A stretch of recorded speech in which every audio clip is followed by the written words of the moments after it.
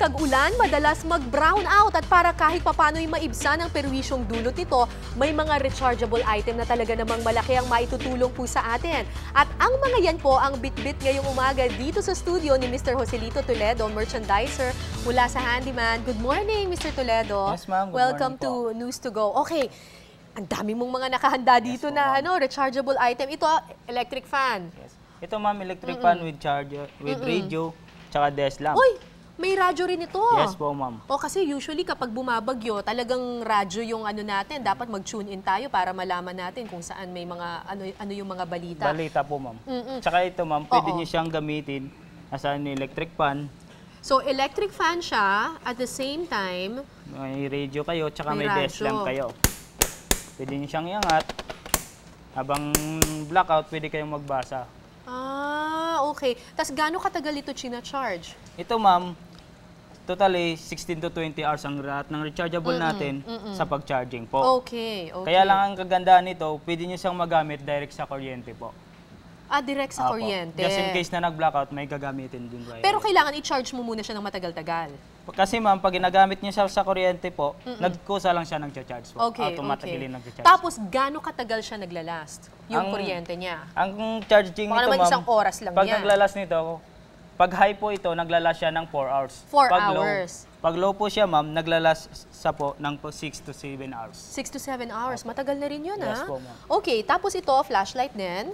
Ito, ma'am, rechargeable energy saving lamp siya. Kumbaga, totally ilaw nyo na to sa bahay. Okay, okay. At ito, At ito, ma'am, mga gandahan nito, pwede kayong mag-charge ng cellphone just in case na nawalan po ng ilaw, nagka-blackout. okay, so ito ay flashlight. Tama ba? Opo, flashlight, Flashlight, at saka desk ilaw. lamp. Yan, desk lamp. Tapos, at With the same radio. time, may radyo rin po siya dito. Oh. May radyo rin siya. Tapos, can charge any mobile phone. So, pwede ka pang mag-charge ng Yes po, mobile ma'am. phone mo dito. Pwede kayong mag-charge, ma'am. Kaya yun tinatawag na rechargeable desk lamp with emergency Baka light. naman sobrang mahal to. Mas mura lang siya, ma'am. Oo. 1,199 lang po. 1,199. Tapos meron ka ng flashlight, may ilaw, may radio, at meron ka pang cellphone charger na charger. sobrang importante kapag may mga kalamidad yung cellphones natin.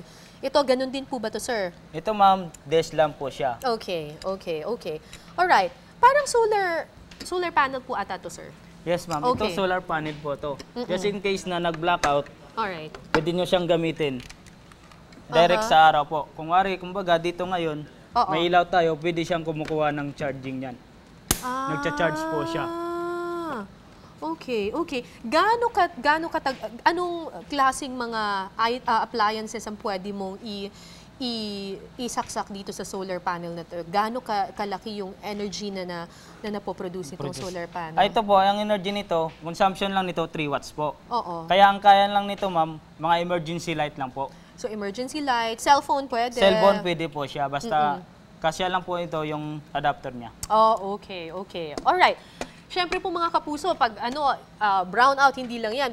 Pag tag-ulan din, ang hilig din ng mga Pilipino, maligo ng medyo malamig. maligamgam at magkapi-kapi dyan, di ba? So ano naman itong mga dinala ninyo sa amin dito? Ito, ma'am, meron tayong electric kettle po na pwede kayong mag-init dito kung malamig yung tubig nyo. Okay. Pwede nyo siyang bakit kalay, ma'am. Mabilis to, may ganito ako sa bahay eh. Yes po, ma'am. Oo.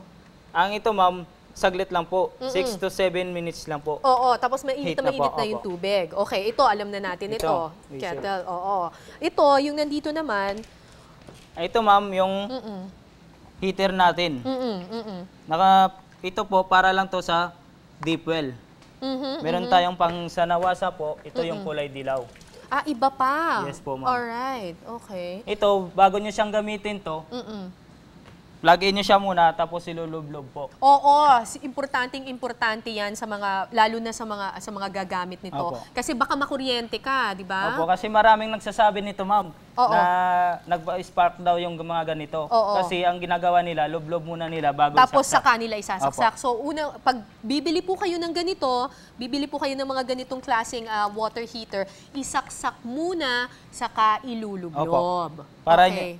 hindi kayo mag-spark, ma'am. Kasi pag nalublob nyo sa tubig, yung wire niya to ng ground, papasukin na ng tubig. Pwede bang po. hawakan yung tubig habang nandun yung ano. Opo, pwede ma'am. Hindi Pwede ka nyo siyang makukuryente hawakan. Hindi dyan po. or anything. Wala po. Okay, okay. Tapos meron din kayong heater na specifically pang init lang ng kape. Yes po ma'am. Oo. Pwede nyo siyang steam po sa mga ginagawang sa siomay, pwede nyo siyang gamitin. Okay. Alright. So ano pa yung mga kailangan tandaan natin kapag may brownout tayo, pag may mga ganitong kalamidad? Pag may blackout tayo ma'am, kailangan po alert tayo sa bahay. Meron tayong emergency fan, emergency light, tsaka ang kagandahan nun, emergency light na, tsaka may cellphone charger siya.